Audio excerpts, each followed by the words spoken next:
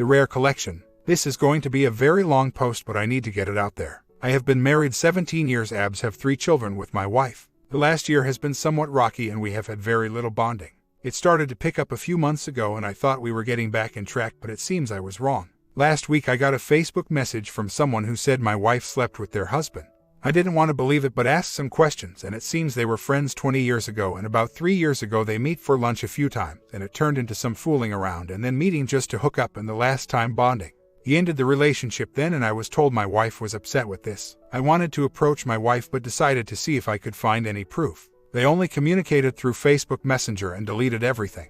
I was able to find search history and found about the time of this alleged affair that she searched and how to hide Facebook messages. While looking at old search history, I noticed in the last few months she had searched on hotels near her work, which is 10 minutes from our house, and then rooms by the hour near me. This got me concerned that something was still going on. I decided to look up her call history. I never thought to do this in 17 years, and found over the last 4 months she has been calling another guy 5 to 10 times a day. She would call him first thing when she got in the car most mornings and almost every night before bed. She goes to be earlier than me and she has trouble staying asleep. She would ask me to give her 30 minutes to fall asleep because I fall asleep pretty quickly and may snore, but it seems she would call him during this time. There are also a lot of calls after midnight when I was in bed, mostly her calling him but someone he would call. She also spoke to him daily while we were on a family vacation, and one time calling him 3 times at 1:30 a.m. Along with the search history and calls, she had searched his birthday, zodiac, and then compatibility with her sign and his. After finding all this information, I confronted her about it.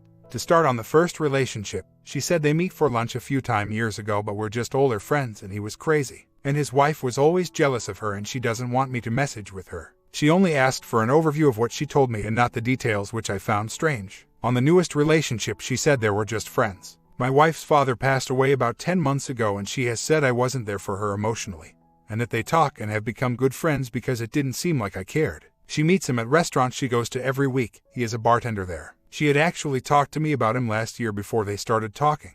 When I asked about the searches for hotels and pay by the hour, her story was she was looking for somewhere to get some alone time because of her father. Then she changed it to it was a joke when she looked it up. She denies the zodiac searches even though I have seen them. I also noticed searches the day the women from the old relationship reached out. She reached out to my wife first and my wife ignored, asking if Android devices could do secret messages. And this bartender has an Android. Also, she deletes all messages they have right away. When I asked to show me their conversations, she told me that she doesn't delete any texts from me or anyone else, just him. I don't believe her and don't know how anyone could. As I said, we have 3 kids and I don't want to leave my wife and would love to think it is just a friendship, but the circumstantial evidence seems overwhelming. It doesn't seem like she will admit it if it is true. I have no one to talk to about this because my friends are her friends' husbands. And I don't want this to get around because of embarrassment, and also because what if I want to work it out? It's been 4 days so I can't wrap my head around it. If she would admit to it, I would at least be able to process it, but the fact that she won't makes me think no. I have been barely sleeping or eating and she keeps asking am I okay? I am trying to put in a brave face for everyone but it is killing me. And she thinks I need to get over it. I maybe should have waited for more evidence, but I thought what I had was enough. I don't think she will call him with her phone because she knows I'm monitoring it. But I can't stop her messaging him because I can't see it and she can delete even if I was to check later. We use Life 360 as a family but we both have ours off. I may tell her it has to be on for us to get through this. I can't see her leaving her phone somewhere and going to see him. She has it with her everywhere she goes. She was messaging me and he was right there answering my questions. He had a panic attack and told his wife about the affair and other ones he had. I don't see any reason why he would lie about it. He doesn't have any proof because it was 3 years ago and they deleted all communications. The first affair was a few years before her father passed. The last was a few months after. Not that it makes a difference. Why do I want to stay with her? She is the mother of my children. I love her, but I agree with everything people are saying. I just need the courage to do something about it. I found out 3 days ago. I am taking all the advice and figuring out what to do. My plan before today was give her 2 options. Come clean and we can at least discuss. Still don't know if I could forgive or even want to. Keep lying and it's over. At this point I am going to go 180. Where the last few days I have been out of it, I am going to get back to normal and just act happy and distant from her. Not give her the satisfaction of seeing me down. What else do you recommend? She is 47 and I am 45. Our kids are 12, 13 and 15. I would say when we got married, she was out of my league. But like a lot of us getting older, we have both let ourselves go a bit. But I would stay still looking good. My goal along with staying strong and not showing any weakness is to lose some weight and get in shape. Get ready to move on because it seems like in the long run that will be the way to go. My comment, I think if you stay with your wife, you should accept that you'll probably have a one-sided open marriage. In effect, that's what you've had, and likely what you will have in the future. You have been living this way, raising your kids. It's comfortable in a sense that it's the same old routines for everyone. Going forward, you'll probably be unhappy, but you'll have some comfort with the status quo. And you'll likely be internalizing a lot of anger over your wife's behavior and your own behavior. If you do reconcile, I think you should be careful in assuming your wife is going to be monogamous, despite whatever she might promise you. If you stay married, I suppose you could start seeing other women, friends with benefits. This might help your self-esteem, and I mean what the hell, your wife's had them. Or formalize an open marriage with your wife. Story 2. The Down Meeting. I married my real first love 30 years ago. Ours was the match made in heaven type of love, and I loved him immensely. To this date, he is the only man I have ever loved or have been sexually intimate with. He is a very affectionate man, technically skilled, tall, dark, handsome, and well-built. One who takes good care of himself in our home and has many other positive attributes. He is very supportive of me and lends assistance whenever I need it. He often says that there isn't anything he wouldn't do for me. If I ask him to jump, his answer will be how high. He believes that he loves me immensely. We get along well. Arguments are rare. There is one big problem. He is a cheater. I confirmed it with his first affair 17 years ago. That devastated me. He was very remorseful, and I forgave him and tried to heal. A few years later, when I was just starting to complete my healing, I discovered a second affair. He was more attached in this one than the first one, and it resulted in him leaving home for about 2 years to sort himself out. He didn't move in with her. He just said that he needed time to end the relationship and reflect on himself. During this time, I filed for a divorce. At the first notice from my lawyer, he suddenly woke up and quickly returned home. He apologized for his actions and promised to do right going forward. By then I had lost my love for him. But even though I had filed for the divorce, I really wasn't ready due to family, emotions, and other things. So, I didn't go through with it. I tried to give him another chance to see if we could rebuild love and trust, but in the ensuing years, I saw telltale signs of inappropriate behavior, if not full-blown affairs. He would explain them all away. But recently, this week, I found evidence of a full-blown affair which he is having at present. I confronted him, and of course he denied it, but that doesn't matter because I have concrete evidence. I'm not hurting about the affair because I am no longer in love with him. I told him that I will be divorcing him. The prospect of divorce weighs heavy on me because divorce, with all its facets, is big. He doesn't want the divorce. I want to wait until after the holidays to visit my lawyer. We continue to be civil towards each other as we always have been, but it's awkward. I can see that he is starting to get depressed, and my emotions are all over the place, but I'm fairly stable. So, I need some advice. Should I get to a lawyer as soon as possible so that he can be served as soon as possible? Or should I wait for the next 6 weeks as I had planned? Are there pros and cons for either? I know he won't change. I don't expect that at all. I think I'm a bit naive when it comes to men. It took me this long to decide to divorce because I couldn't understand any of this. I thought that there was an answer and a solution, but there are none. It's all about being slick, tricky, and manipulative, and those are pervasive behaviors. So, I fear that with that personality, the delay can cause him to do damaging things the likes of which I have no idea. Plus, because we have remained civil, I don't want him to think that I'm backing down. In addition, the waiting will be stressful for us both. At the same time, it's the holidays and I'm very busy, and I don't want to spoil the season for my family, including my mom and siblings. It is going to devastate them all because I have never shared my marital issues with them. They believe that we are the perfect couple. I guess that all the bricks will come tumbling down once I file. I'm a very emotional person, and I know how the stress, if at all, will impact my job. I go on holiday after Christmas, so in addition to the other reasons I outlined, that may be a more convenient time. I'm sure that they are faithful men out there, probably few and far between. Last thing on my mind. We haven't been intimate for 7 or 8 years. He developed Ed, and after a few failed attempts to be intimate with me, did not want to embarrass himself anymore. He tried treatment, pills that didn't work. I decided that as a good wife I would stand by him and have a sexless marriage, although I have a perfectly normal sex drive. When I married, I signed up for commitment. But it appears that somewhere along the line he found pills that do work for him, but he never told me. Other women benefited by that. He is intimating that the fear of failure with them would not be as great as the fear of failure with me, although he hasn't admitted to anything. I don't know why he would say that. When he failed, although I was disappointed, I very gently assured him that we could get through this together. But even though I've had to deal with being non-physical, and it's not easy, for years I'm glad that we weren't intimate, or I would be worried sick about STIs now. I'm thinking more and more that I don't have to get that much out of the way before I start proceedings. So, I'm moving ahead. Just have to find a good lawyer soon. Half a year later. We live civilly. No toxic arguments, name-calling, nor verbal disrespect. My husband is a serial cheater. I confirmed that last December. Over the years I have discovered a couple of affairs and suspected others. Last December I confirmed that he is still at it. I went and saw a divorce lawyer. He does not want a divorce. He wants to change his behavior, says that he loves me and wants to be with me till death. He has been watching videos and reading stuff but no scheduled and serious therapy. Does not feel that it would help. Outside of cheating, you could not ask for a better husband. Affectionate, although I haven't allowed him to touch me in about 3 years. Supportive, a good protector and provider, easy to get along with, very technically skilled, looks after house and home and makes sure that he is there for me in every situation. He does have some narcissistic traits, obviously, but by and large he is opposite of most of the traits of narcissism. He has made some changes which he says that he hopes I can see and claims that with time he hopes to regain my trust. He has been telling me of everywhere that he goes, sending me video, to make me feel comfortable. A few weeks ago, I discovered that he will be traveling on Sunday to the country where his last affair partner lives. An affair which he was supposed to end months ago. I saw the hotel booking confirmation. Room for 2. Well, that's the standard booking anyway. I said nothing to him. I was waiting to see if it was going to happen. Well, last week he told me that he will be traveling on Sunday, but to a different country, for sports training.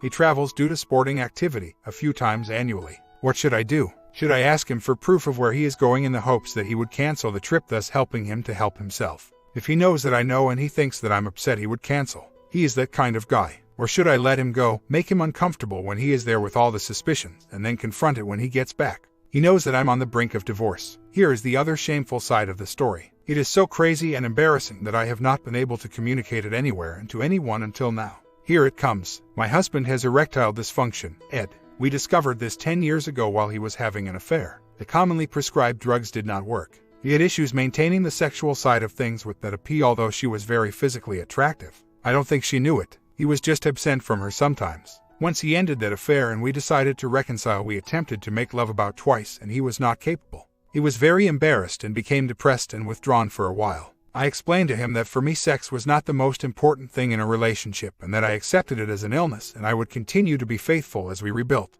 Of course, it was not easy to accept, but I am the committed type. So, for about 6 years there was no sex and no intimacy besides the morning goodbye kiss. He did not want to fulfill me in other ways because that made him depressed. But I remained faithful. Nothing is wrong with my sex drive. It is quite normal and it had been difficult to deal with my desires at times. But I have never been tempted to cheat. In the 6th or 7th year I saw the familiar signs of cheating again, and then I discovered that he was using an ED drug.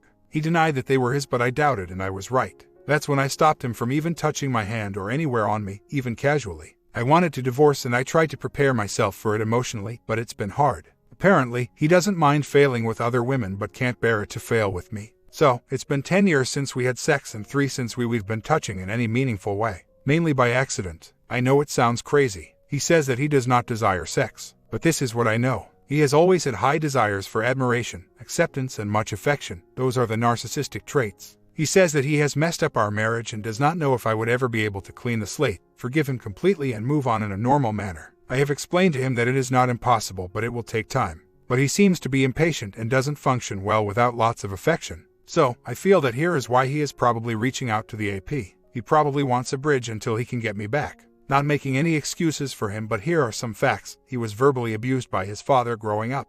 Badly, and for years. His father verbally and physically abused his mother. For years. When his mother died about 25 years ago, I immediately felt him detach from me emotionally somewhat as well. And for years thereafter. His strongest emotional attachment to me since then has been over the past year. Yes, he used to be a sexual tiger, but I think that his ties to this woman may be more emotional. Of course, he will need to deliver sexually as well, but that may be on the side of things. Plus, she does not live here, so sex would be occasional anyway. So, as you can see, this is not so straightforward at all. And for the record, our sex life was enjoyable. Frequent sex 2 to 4 times a week and more often when on holiday. I got married in my 20s as a virgin. He has been my only love and sexual partner. It sounds weird, but when you have been with someone for 36 years, 6 dating, and have them take care of you the way he does from day one, it is hard not to wonder if he has some kind of disorder. He does not need me to take care of him. Yes, I am a fine cook and homemaker, not boasting, but it's true. But we have helpers who clean the house. He washes and irons his own clothes, or the cleaners can do that. He can buy meals and does so if I'm not cooking. He loves my breakfast but can make that too. He does the dishes better than anyone I know. He is by my side if we are hanging curtains or for anything at all. He helps to iron and hang. He mops the house in between, and mops better than the cleaners. He is also there for my aging mom if needed. I decorate for church, events, weddings as a hobby. He is right by my side with that. This man has been by side supporting me daily with so much. Today I remembered that when I was pregnant both times, he never missed a doctor's visit. And to this day, if I get as little as a headache, he is there trying to make me feel better. I can't help but wonder if he has enormous emotional needs that I alone can't fulfill. That's a disorder in and of itself. Yet he says that I am the perfect wife. This looks easy to decipher from the outside looking in. But for me on the inside, it's not so easy. In a divorce scenario, he would not suffer financially. A divorce may cause him embarrassment though, but I don't know if that's the only reason that he doesn't want one. I wouldn't say that I have accepted the status quo. I discovered the first affair 19 years ago. He was remorseful. He ended it. We did a bit of counseling, but the counselor was poor. I forgave him eventually and we started to rebuild, but it took me 3 years to start to love and trust again. 2 years later I discovered the second affair. He said that it happened as he was vulnerable because he didn't feel that I had fully accepted him back, although I treated him well. He ended it. We separated for 2 years. By this time, I had fallen out of love with him, although we still got along well. He came back home and I did not reconnect emotionally because I did not want to be hurt again. I just observed him and decided that with the next infraction I would divorce. A couple of years later I saw signs of infidelity, but couldn't prove it. But there was no hurt because I was no longer in love. I then planned my divorce and exit. Started to get my financial ducks in a row. Started looking at housing etc. in case there was concrete evidence coming.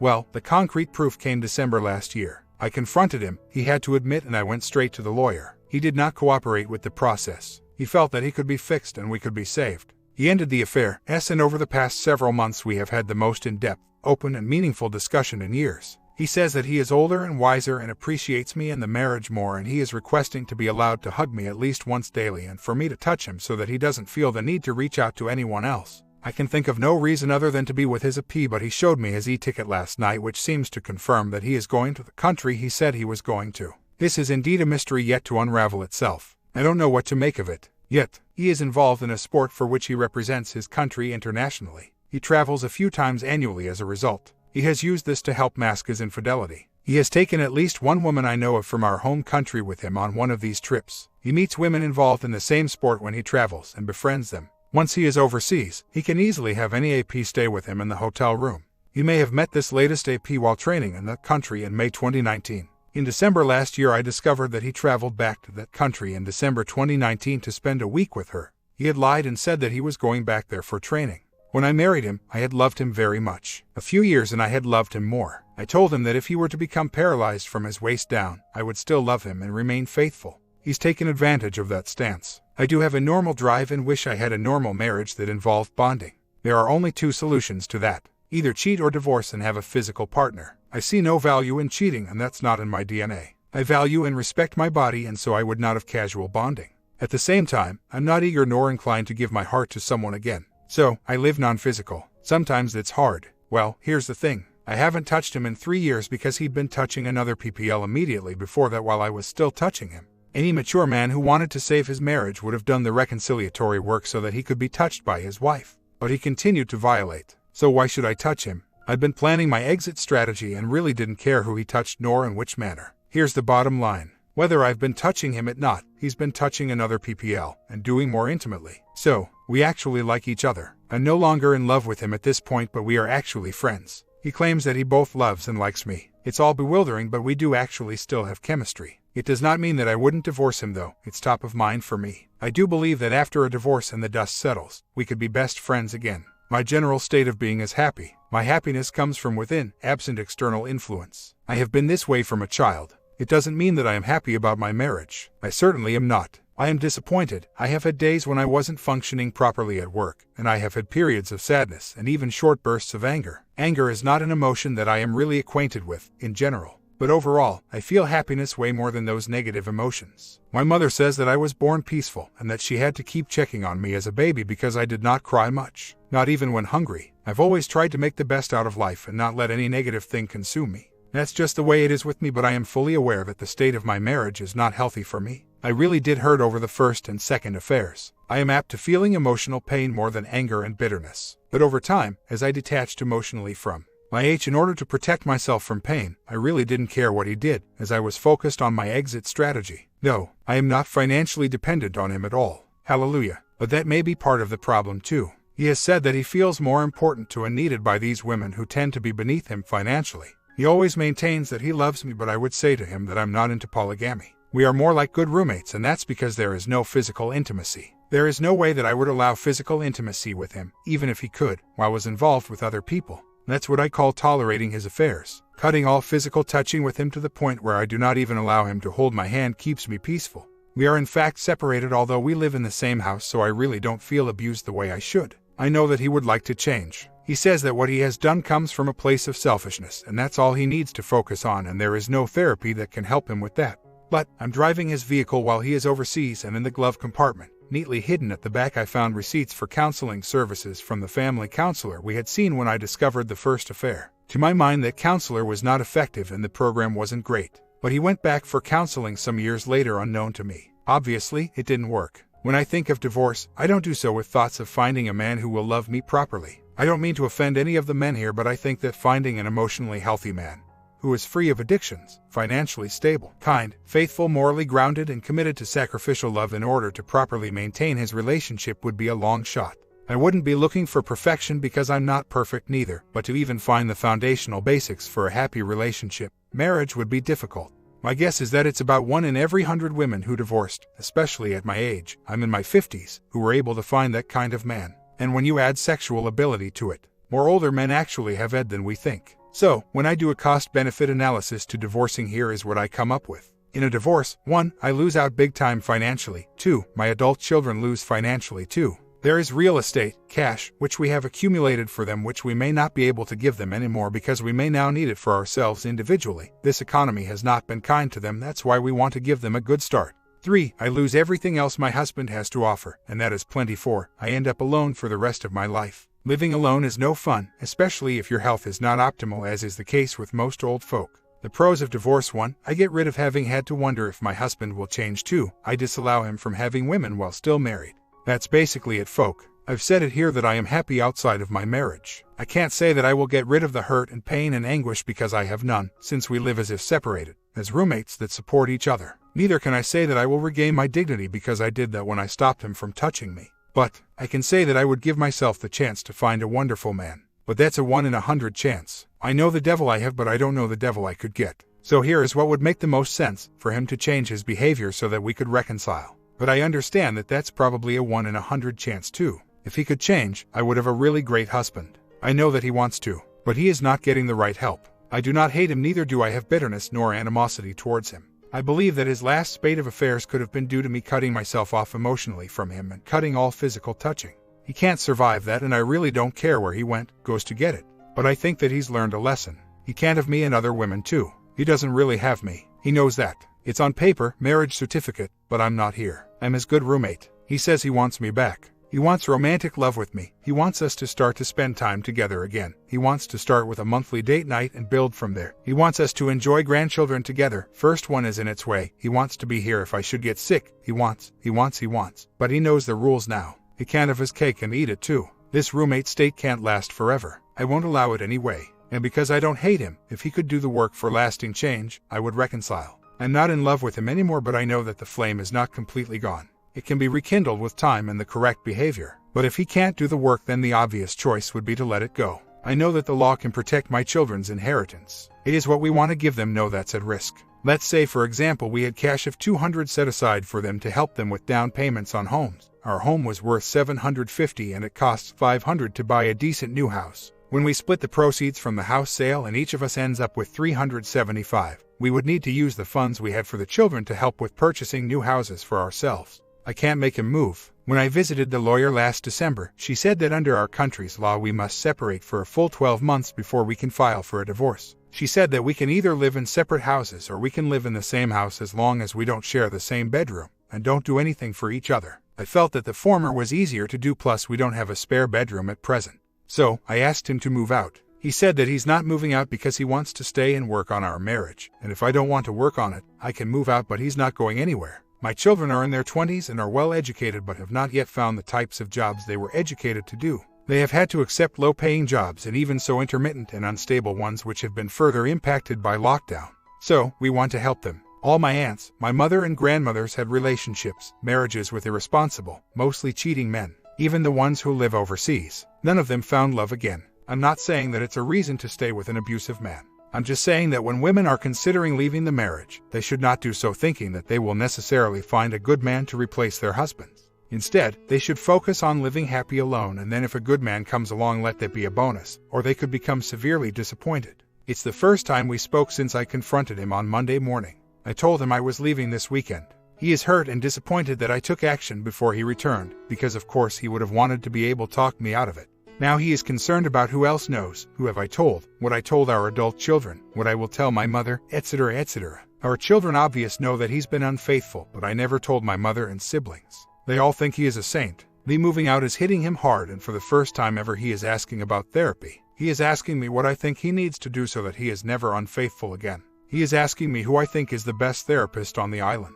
I don't have those answers. I suggested online therapy because I don't have confidence in our local therapists. My H is very concerned about me moving. Yesterday he messaged me to request a conversation before the move to make sure that this is what I want to do. He says that it's not fair that I'm the one who is moving when he is the offender, and I agree with that. Plus he is concerned about my safety. So, he wanted to discuss me staying home while he moves out instead. But I didn't allow that conversation. I need to get away. If we choose to switch later on, well, so be it, but at this juncture, I need this space for myself. He wants me to send a pin so that he can assess the app, divided by area. I told him that I could do that, but I don't want any visitors, and he agreed to that. If I know him, he will sleep outside this apartment at night, just to make sure I'm safe. I can say that for him. It is unfortunate that he hasn't taken care of my emotional safety in the same manner. The move, it's going well. I moved my office last night and I'm almost done packing all the other stuff. So much to pack. But I'll be gone in a few hours. My comment: what a fool he has been. All he has to do is to love and be only with you.